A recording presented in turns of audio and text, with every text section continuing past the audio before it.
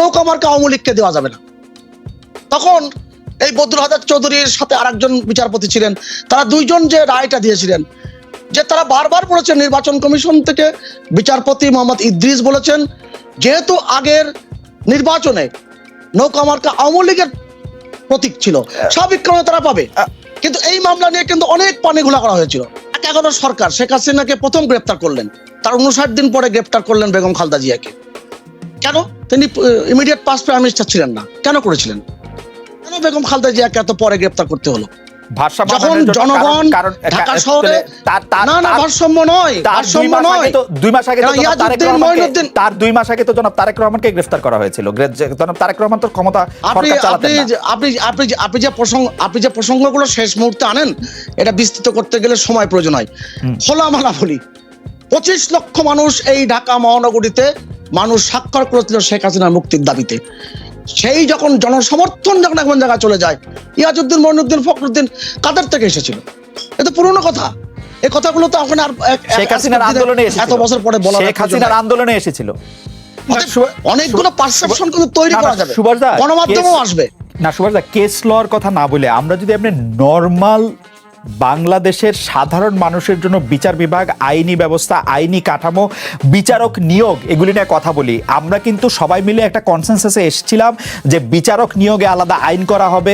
আমরা কিন্তু কনসেনসাসে আসছিলাম হাইকোর্টে যাদেরকে নিয়োগ দেওয়া হবে, অ্যাপিলেট ডিভিশনে যাদেরকে নিয়োগ করা হবে, তাদের একটা সুসম্পূর্ণ নিয়োগ কাঠামোর মধ্যে নিয়োগ করা হবে। কিন্তু সেই নিয়োগ কাঠামোর মধ্যে নিয়োগ করা হইতেছে কিনা সেই প্রশ্নের মধ্যে যদি আমরা দেখি, আওয়ামী লীগ আমলে সেটা আরো অনেকখানি পিছিয়েছে। কিন্তু সুভাষদা, এটা অগ্রগতি হয় নাই।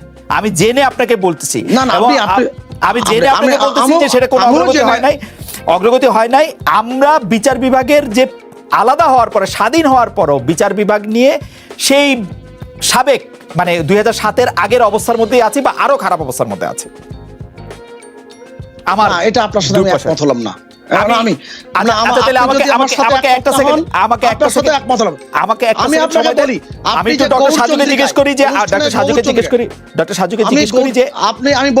আপনি ওই অনুষ্ঠানের শুরুতে গৌরচন্দ্রিকায় যে বক্তব্যটি রেখেছিলেন, আপনি ফিরে যান তো সে কথায়, আমি পরবর্তীতে আসি আবার। আপনি ফিরে যান আবার এই কথায়। আপনি গৌরচন্দ্রিকায় কি বলেছিলেন আজকের?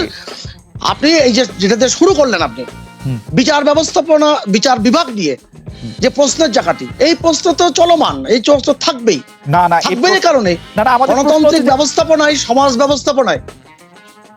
ব্যবস্থাপনায় ভুল ত্রুটি সংশোধন, এইভাবে কিন্তু সমাজ এগিয়ে যায়। কিন্তু অর্থাৎ দেখতে হবে অগ্রগতি কতখানি হয়েছে। না, সেটা অগ্রগতি হচ্ছে কিনা সেটি প্রশ্ন। আমি এইটা নিয়ে একটু ডক্টর শাহজাহান সাজু আপনার কাছে প্রশ্ন করতে চাই। ডক্টর শাহজাহান সাজু, বিচার বিভাগ পৃথক করার আগে বিচার বিভাগ যত নির্দ্বিধায় যত রায় দিতে পারতো বা যতটা প্রভাবমুক্ত ছিল বলে আমরা মনে করি, তার থেকে অবস্থা ভালো হয়েছে কি খারাপ হয়েছে, এই প্রসঙ্গটি আমি বলতে চাই। 2007 সালে বিচার বিভাগ আলাদা হয়েছে, 2009 থেকে আওয়ামী লীগ ক্ষমতায় আছে। আপনি যদি এক কথায় বা একটু অল্প কথায় এটি যদি একটু বলেন ডক্টর সাজু। অল্প কথায় বলতে গেলে যেটা বলতে হয় সেটা হচ্ছে, আসলে বিচার বিভাগ পৃথকীকরণের পরে 2007 সালের 1 নভেম্বর বিচার বিভাগের পৃথকীকরণের পরে বিচার ব্যবস্থার স্বাধীনভাবে রায় দেওয়ার পরিমাণ অনেক বেড়েছে। স্বাধীনভাবে বিচার কাজ পরিচালনায় বিচারকরা অনেক বেশি দক্ষতার পরিচয় দিচ্ছে এবং তারা অনেক বেশি রায় দিচ্ছে। হ্যাঁ, কিছু কিছু রায়ের কথা বলা যেতে পারে, কিছু কিছু আদেশের কথা বলা যেতে পারে যেগুলার মানুষের প্রত্যাশা অনুযায়ী হয় না, কিন্তু আইন অনুযায়ী হয়, কিন্তু জনগণের প্রত্যাশা অনুযায়ী হয় না। তো সেই ক্ষেত্রে মানুষ তো বিচার ব্যবস্থার উপরে আস্থা যদি একটু কমে যায়, সেক্ষেত্রে কিছু করার নাই।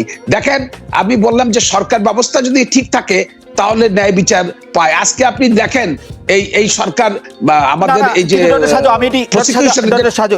এটা আমি বুঝতে পারতেছি না। মানে আপনি একদিকে বলতেন যে বিচার বিভাগ আলাদা হওয়ার পরে বিচারকরা স্বাধীনভাবে রায় দিচ্ছে, ভালো রায় দিচ্ছে, অনেক স্বাধীনভাবে কাজ করতেছে, আবার বলতেছেন যে সরকার ব্যবস্থা যদি ঠিক হয় তাহলে বিচার বিভাগ ঠিক হবে। এটি কেন? মানে তাহলে ঠিক হওয়ার দরকার কি? ভালোই তো রায় দিচ্ছে না, ঠিক না, ভালোই রায় দিচ্ছে আমি সামগ্রিকভাবে বলতে পারছি না। তার কারণ হচ্ছে, আপনি দেখেন এটা এই সাউথ এশিয়ান কান্ট্রি যে দেখেন, ওই যে সুভাষ সিংহ রায় যেটা বললো যে মাননীয় প্রধানমন্ত্রী ওই যে ভারতে যে মামলা হলো ইন্দিরা গান্ধীর ব্যাপারে, উনি যখন সরকারে আসলেন চেঞ্জ হয়ে গেল। তো এখন আমাদের দেশেও এই যখন আমাদের মাননীয় প্রধানমন্ত্রী ধরেন 2008 সালে বা 2009 সালে যখন ক্ষমতায় আসলেন, ওনার বিরুদ্ধে যে দুর্নীতির মামলাগুলো ছিল সেগুলো কিন্তু প্রসিকিউশন ঠিক মতো চালায়নি বলে সেগুলো হয়তো এগুলা ওনার মামলা একটাও নাই। আবার প্রসিকিউশন যখন খুব জোরালোভাবে খালেদা জিয়ার মামলাগুলো চালালেন তখন সেগুলো মামলার সংখ্যা বেড়ে গেল। আবার যদি কোনো কারণে এই আওয়ামী লীগ সরকার চেঞ্জ হয়ে যদি আবার বিএনপি সরকার আসে তখন দেখা যাবে যে খালেদা জিয়ার মামলা একটাও নাই। এই যে রাজনৈতিক প্রভাব,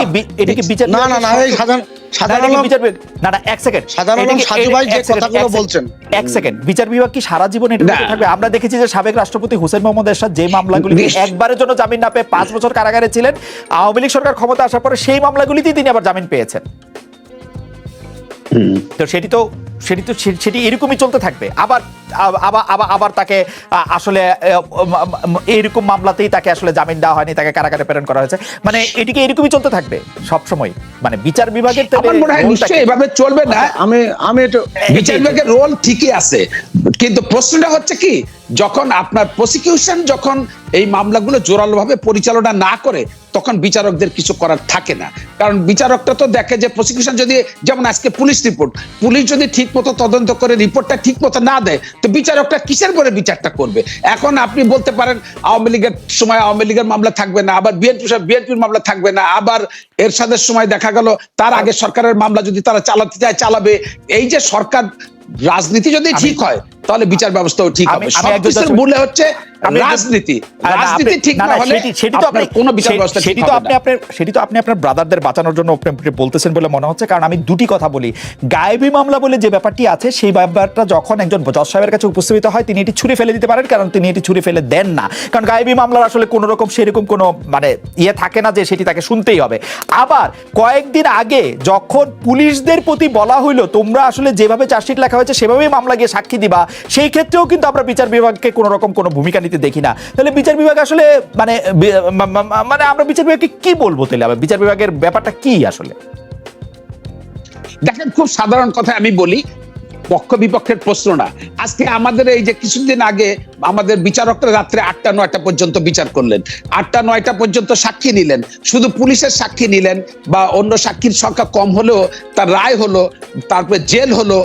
এখন এইটা তো আমি তো বলছি যে প্রসিকিউশন ওইভাবে চাচ্ছে, এখন প্রসিকিউশন এই সাক্ষী উপস্থাপন করছে, রাত্রে 8টা-9টা পর্যন্ত সাক্ষী নিচ্ছে, বিচারকরা সে অনুযায়ী সাক্ষী শেষ করছে, বিচারকরা সে অনুযায়ী মামলাগুলো দ্রুত করছে। কিন্তু অন্যান্য মামলাগুলো যদি এইভাবে প্রসিকিউশনের পক্ষ থেকে জোরালোভাবে পরিচালনা করা হতো তাহলে নিশ্চয়ই বিচারকরা ওই সাধারণ মামলাগুলো ওইভাবে করতো। আমরা যেটা পত্র পত্রিকায় যেটা দেখি যে ঘটনা ঘটে নাই সেটার উপরে ভিত্তি করে মামলা হচ্ছে। এরকম এখন এই মামলাগুলো যদি প্রসিকিউশন যদি আর না চালায়, প্রসিকিউশন যদি মনে করে যে এই মামলাটা ঠিক না, তাহলে তো জজরা কি করবে? আপনি আসলে প্রসিকিউশনের ক্ষেত্রে আসলে ব্যাপারটা দেখছেন। এর মধ্যে সুভাষ সিংহ রায় মন্তব্য করতে চাইছিলেন, প্লিজ। না, জজ সাহেব সাজানো সাজু যে কথাটি বললেন অতি সরলীকরণ কিছু একটা কথা বলেছেন যে দুই নেত্রীর নামে মামলা ছিল, এক নেত্রীর নামে মামলা সব উধাও হয়ে গেল, ব্যাপারটা এমন। আর এক নেত্রীর নামে মামলা চলতেই থাকলো, ব্যাপারটা তা নয়। আপনি জানেন দুই নেত্রীর বিরুদ্ধে নাইকো দুর্নীতি মামলা ছিল, কিন্তু নাইকোর সাথে বেগম খালেদা জিয়া সরকারের সময় চুক্তি হয়েছিল। অতএব চুক্তি ভঙ্গ কিংবা দুর্নীতি এই সব কিছুই কিন্তু বেগম খালেদা জিয়ার ক্ষেত্রে প্রযোজ্য। অতএব শেখ হাসিনার বিরুদ্ধে আমার মনে হয় জনাব সুভাষ সিংহ রায় একটু সরলীকরণ হলো। নাইকোর সাথে চুক্তি শেখ হাসিনা সরকারের হয়েছিল, শেখ হাসিনা সরকারের হয়েছিল। না না না না, আমি আপনার মেমোরিটা একটু রিফ্রেশ করি। নাইকো যে ফিল্ডগুলিতে কাজ করতো সেই ফিল্ডগুলিকে মার্জিনাল ঘোষণা করে সেগুলিকে নাইকোকে বরাদ্দ দেওয়া হয়েছিল, যদিও পেট্রোবাংলা নাইকোর ওই ফিল্ডগুলিকে মার্জিনাল বলতে চায় নাই। এটা তো আপনার ব্যাখ্যা না, আমার ব্যাখ্যা না, আমার ব্যাখ্যা না। পেট্রোবাংলার ওয়েবসাইটে যখনও ফেনী, কামতা, ছাতক, নাইকোর দেয়া ফিল্ডগুলি যখন মার্জিনাল না, পেট্রোবাংলার ওয়েবসাইটে যখনও মার্জিনাল না, তখন এগুলিকে মার্জিনাল ঘোষণা করে দিয়ে নাইকোকে দিয়েছিল শেখ হাসিনা সরকার। কারণ তখন এই আন্তর্জাতিক তেল কোম্পানিগুলির সাথে চুক্তি করার ব্যাপারে হাইকোর্টে একটি নিষেধাজ্ঞা জারি করা ছিল, সেজন্য এটাকে মার্জিনাল ঘোষণা করে তাদেরকে দেওয়া হয়েছিল।